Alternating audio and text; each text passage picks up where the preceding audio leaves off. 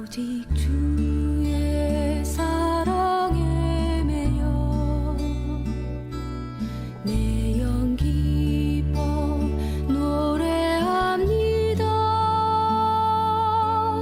이 소망의 언덕 기쁨의 땅에서 주께 사랑 드립니다. 오직 주의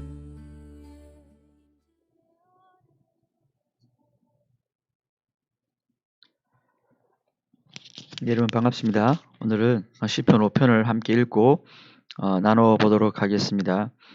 시편 5편은 표저에 보면 다윗의 시, 인도자를 따라 관악에 맞춘 노래라고 되어져 있습니다.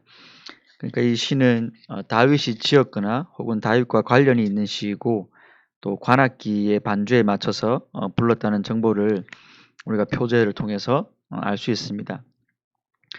이 전체 12절로 이루어진 시편 5편은 크게 세 연으로 나눠서 한번 살펴보려고 합니다. 자, 첫 번째 1연은 새벽에 올려드리는 기도 부분으로 1절로 3절까지고요. 제2연은 죄악을 미워하시는 하나님에 대한 부분이고 3연은 주를 경외하는 자와 배역하는 자에 대한 대조가 시편에서 나타나고 있습니다. 자, 그러면 이런 구조에 따라서 순서대로 한번 살펴보도록 하겠습니다. 자, 첫째 제1연인 1절로 3절은 새벽에 올려드리는 기도가 되겠습니다. 이 시편 5편 역시 이 다윗이 어떤 상황 가운데서 이 시를 기록했는지는 정확하게 모릅니다. 왜냐하면 안 알려주고 있기 때문이죠. 하지만 1절로 3절에 나타나고 있는 그런 단어나 표현들을 보면 이 시편 5편에서도 다윗은 상당히 이렇게 어려운 문제, 또 대적들의 그런 어떤 큰 핍박 가운데 하나님을 향하여서 다급하게 또 위급한 상황을 알리고 있다, 호소하고 있다라는 것을 우리가 알 수 있을 것 같습니다. 그래서 여러분들 읽어보셨겠지만 귀를 기울여 주소서, 나의 심정을 헤아려 주소서, 부르짖는 소리를 들으소서라는 이런 절박한 이런 간구를 3번이나 반복해가면서 그의 다급한 심정을 이렇게 아뢰고 있는 거죠.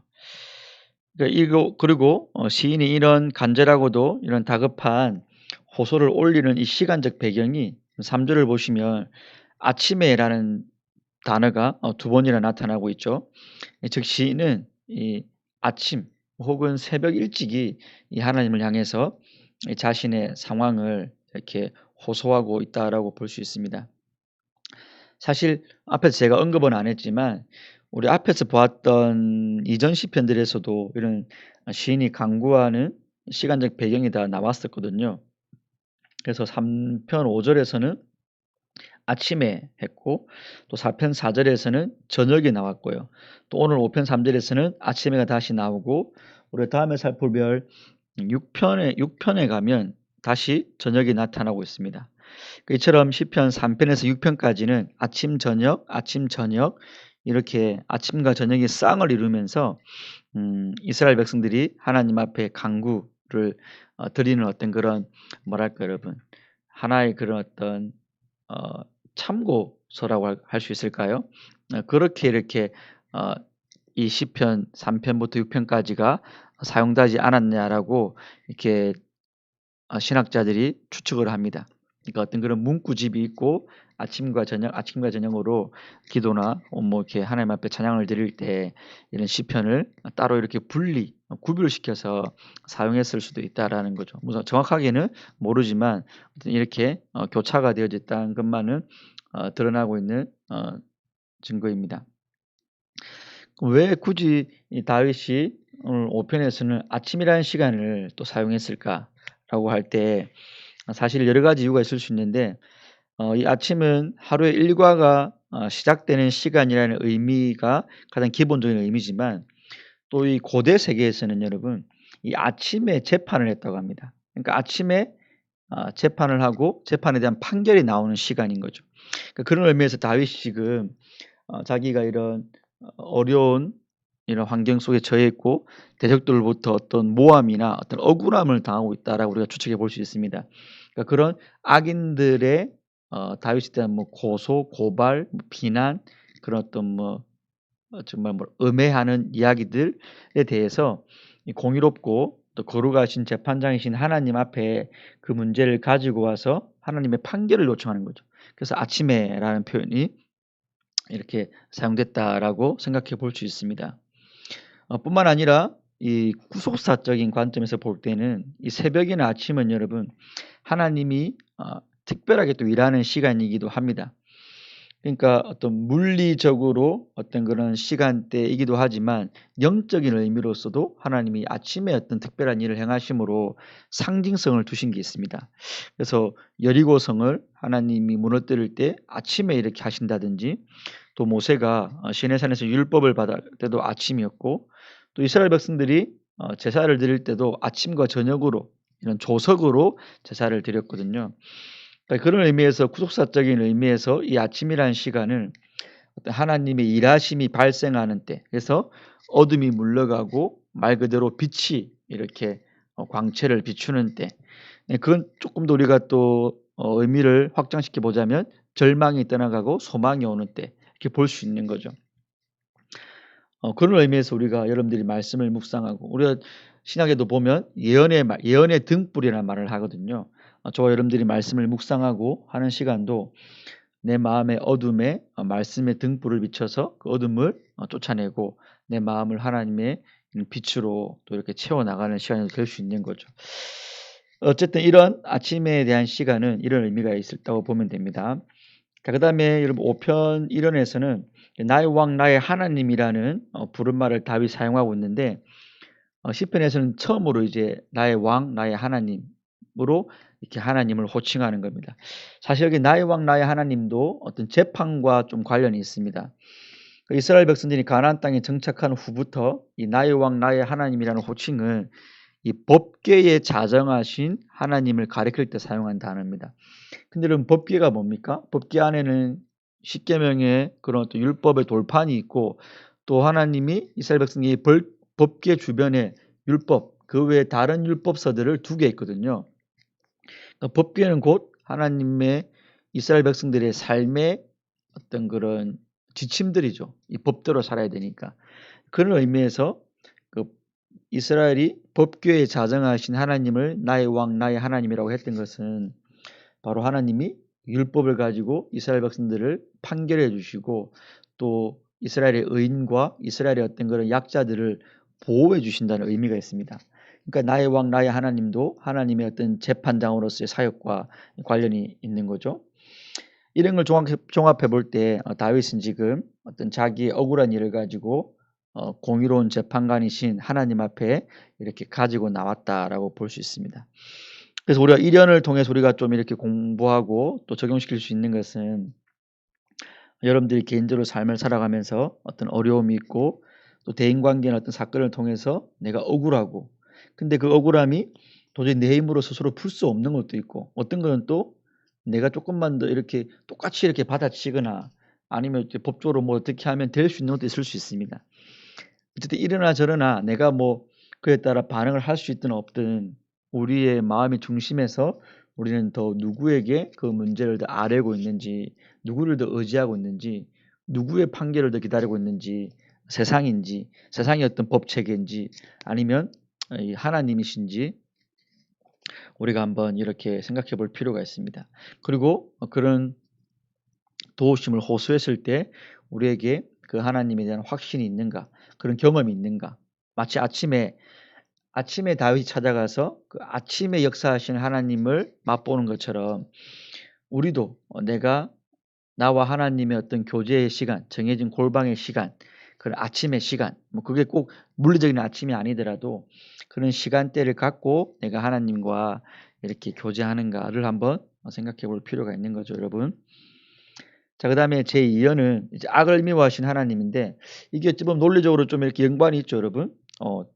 지금 다윗은 하나님의 거룩하심, 하나님의 공의의 재판을 요청하고 있고 그러면 그 하나님이 어떠한 분이셔야 되겠습니까? 당연히 죄와 죄인을 미워하시고 공의로 재판하셔야 되는 분이죠. 그런 의미에서 제2연에서는 하나님의 어떠하심, 하나님의 성품에 대해서 다윗이 고백하는 부분입니다. 여기 보면 이 2연에서 나타나는 하나님의 성품은 죄를 미워하십니다.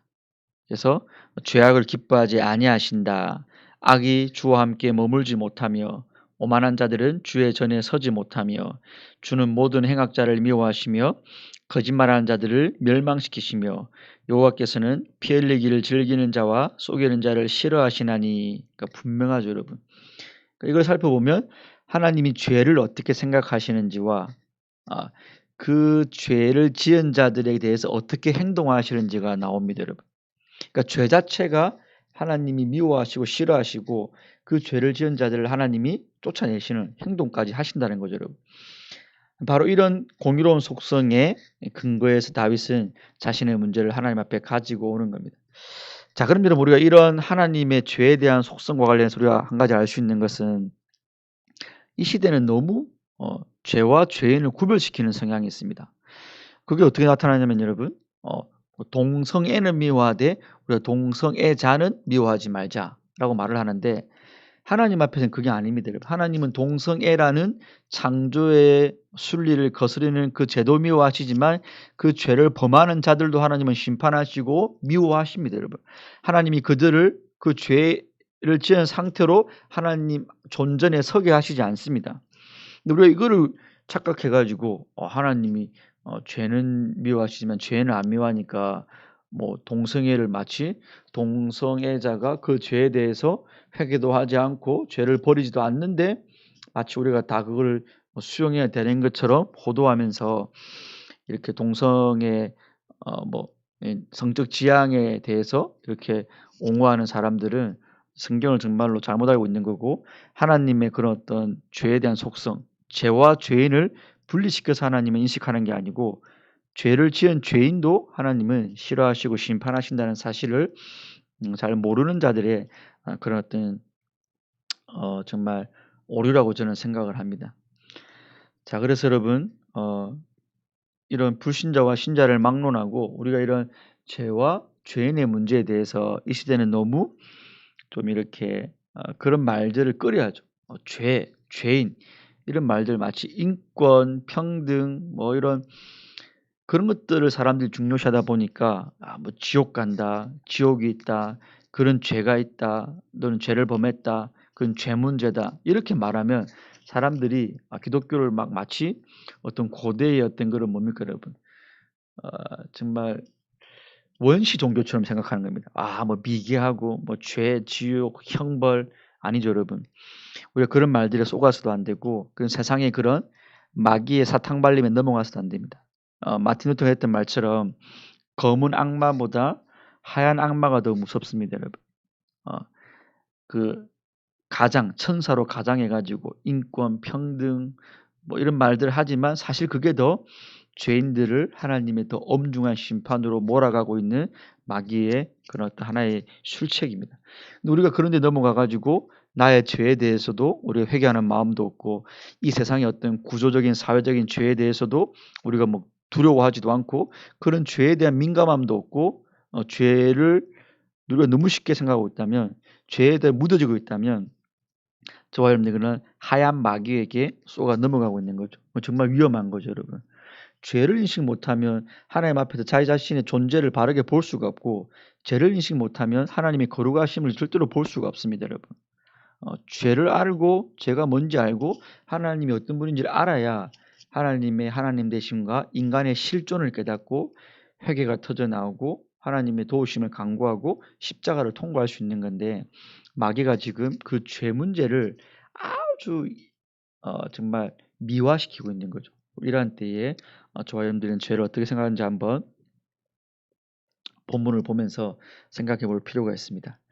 자, 그 다음에 3절은 주를 경외하는 자와 주를 배역하는 자입니다. 자, 그럼 여러분 하나님이 그렇게 죄를 미워하시며 죄인을 싫어하시는데 하나님 앞에 나갈 자가 있겠습니까, 여러분? 없죠. 그래서 우리가 9절에 보면 여러분 그들의 입에 신실함이 없고 그들의 심중이 심히 약하여 그들의 목구멍은 열린 무덤 같고 그들의 혀로는 아첨하는 자들이다 라고 했습니다. 이게 지금 다윗을 고발하고 있는 악인들의 어떤 특징인데 중요한 건 여러분 이 시편 5편을 신약에서 사도 바울이 인용을 하거든요. 보세요 여러분 로마 3장에서 인용을 하는데 이게 지금 어떤 문맥에서 인용하는 겁니까?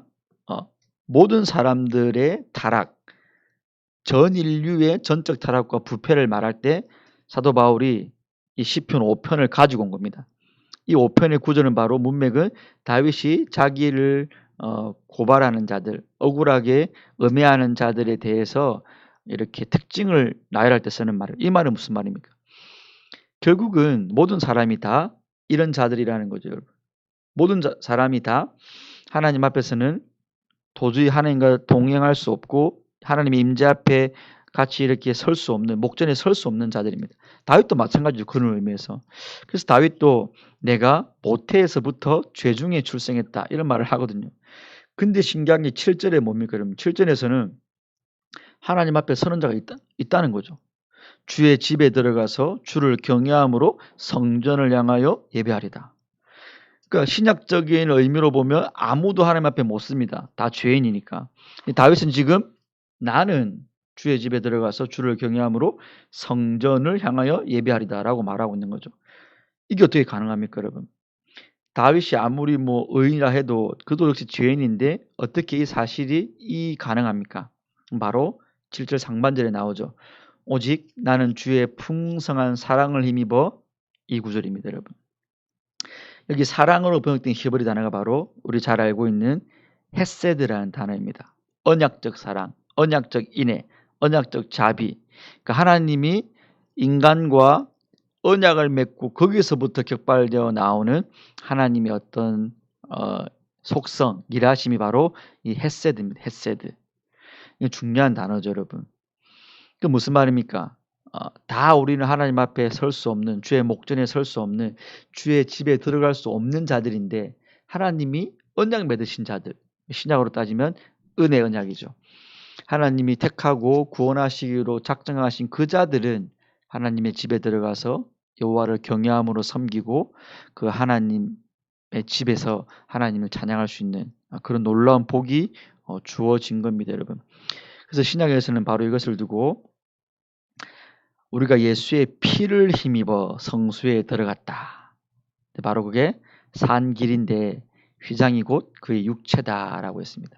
성수에 들어가려면 휘장을 건너가야 되는데 지성소는 휘장이 바로 예수님의 육체라는 거죠. 예수님의 육체가 찢기고 갈라짐으로 그게 산 길이 되어서 그 피의 효력으로 인해서 우리가 여호와의 집에 가고 하나님의 존전에 설 수 있는 담대한 자, 복받은 자가 된 겁니다. 이렇게 여러분 우리는 이 시편 5편에서도 다윗의 7절의 고백을 통해서 바로 우리가 여호와를 경외함으로 섬기고 주의 집에 지성소에 들어갈 수 있는 자들이다. 우리 복을 성경은 말씀하고 있습니다. 그래서 시편이 5편의 마지막 3년에서는 또 이런 대조가 나오죠, 여러분. 은혜를 받은 자, 헤세드 안에 있는 자, 언약적 사랑 안에 있는 자와 배역하는 자가 이렇게 차이가 있습니다, 여러분.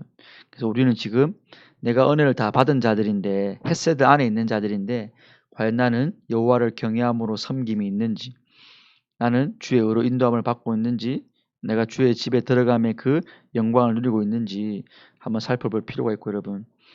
중요한 건 이 언약적 사랑을 아는 자의 기도의 마지막은 기쁨으로 끝나더라는 거죠, 여러분. 이건 중요합니다. 사실 오늘 5편에서 처음에는 상당히 어둡고 암울하고 다급하고 위급했잖아요, 여러분. 근데 결국 시편 5편의 마지막은 죽기 피하는 모든 사람이 다 기뻐하고 영원히 기뻐 외치고 이런 말들이 나오죠, 여러분. 중요합니다. 그러니까 기쁨이라는 것이 중요합니다, 여러분. 우리 신자에게 있는 기쁨은 불신자의 그런 기쁨은 하고는 다르죠. 세상 것이 채워졌을 때 어떤 일시적인 그런 기쁨이 아니고 내 삶에 어떤 고난이 여전히 있지만 하나님과의 관계에서 오는 하나님으로 말미암아 오는 기쁨이 신자에게만 있습니다, 여러분. 이 너무 중요한 겁니다. 그래서 오늘 다윗도 보면 그 기쁨을 자기가 누리면서 마찬가지로 앞에서는 나의 내 말, 내 심사를 통촉하시고 나의 왕, 나의 하나님 이렇게 말했지만 이게 다윗만 받는 복이 아니고 헤세드 안에 있는 자가 다 받는 복이기 때문에 모든 사람은 다 기뻐하라 말하고 주는 의인에게 복을 주시고 그 의인의 공동체 무리에게 복을 주신다는 거죠, 여러분. 여기서도 우리가 다윗 개인에서 공동체, 교회로 나가는 것, 이스라엘 전체로 나가는 것을 우리가 볼 수 있습니다. 여러분, 이 기쁨이라는 게 얼마나 중요하냐면 성경에는 이렇게 하나님이 기쁨, 은혜를 받은 자에게서 기쁨을 요구하고 계시고 그 기쁨이 당위적으로 나와야 되는 것을 우리에게 이렇게 보여주고 있습니다. 신명기 28장 말씀에도 야 이스라엘 너희가 은혜 받았는데 광야 지나고 출애굽하면서 은혜 받았는데 왜 너희 기쁨이 없냐? 왜 기쁨과 즐거움으로 나를 안 섬기냐면서 하나님이 책망하시죠. 그 다음에 시편 4편 우리 앞에 봤지만 내 마음에 두신 기쁨, 이건 여러분 세상의 곡식과 포도적은 다른 거라고 했죠. 내가 세상에서 뭘 얻고 뭐 승진하고 소유가 많아지는 그런 거 아닙니다. 그 기쁨하고 다른 겁니다, 여러분. 그런 기쁨은 불신자도 누리는 기쁨이고 택자에게만 있는 기쁨이 분명히 있는 겁니다. 신약에서도 그렇게 예수님이 떠난다 할 때 두려워하고 십자가 그 현장에서 도망갔던 제자들과 사도들이 어떻게 됩니까? 예수님이 부활하시고 승천하신 걸 보고 난 다음에는 기쁨으로 예루살렘으로 돌아오는 거죠. 그러니까 기쁨이 어떤 하나님의 은혜 받은 자에게 나타나야 되는 거룩한 감정 중에 하나입니다. 그러니까 우리가 한번 나에게 정말 이런 기쁨이 있는지 우리가 한번 점검해 볼 필요가 있겠죠, 여러분. 자, 그래서 우리 이런 생각들, 이 묵상을 가지고 여러분 한번 잘 시편 5편을 다시 한번 읽어보시고 어쨌든 이 다윗의 시편 5편을 비탄으로 시작했지만 기쁨으로 마무리되는 이건 곧 저는 이걸 이렇게 생각하고 싶어요, 여러분. 다윗이 자기가 고난 가운데 힘들고 어려웠지만 기쁨으로 이렇게 찬양했고 또 다른 모든 사람들도 의인들 모두 죽기 피하는 모든 사람이 다 기뻐하자라고 말을 했잖아요. 저는 이거를 다윗과 예수님의 선창으로 보고 우리에게는 그 예수님의 선창을 따라 후창이 필요한 거죠. 예수님의 기쁨을 나의 기쁨으로 삼고 예수님이 내게 기쁨을 주신 것들을 나의 기쁨으로 여기면서 살아가는 모습이 필요합니다. 그래서 이 시편 5편을 묵상하시면서 여러분 정말 눈물골짜기 인생 가운데 내가 예수님의 이 기쁨의 선창에 정말 내가 마음 깊은 데서 우러나오는 후창으로 따라가고 있는지 여러분 한번 점검해 보시면서 시편 5편을 잘 묵상하시면 좋을 것 같습니다.